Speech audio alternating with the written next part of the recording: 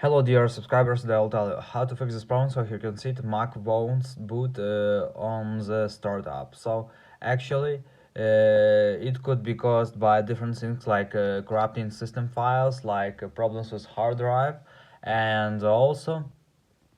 if restarting your computer won't help you, you just need to open this helpful menu from which you can also restore your system, or you can also just install system on your flash drive and just try to reinstall it again from flash drive. So thanks for watching, have a nice day, subscribe to my channel, click like on my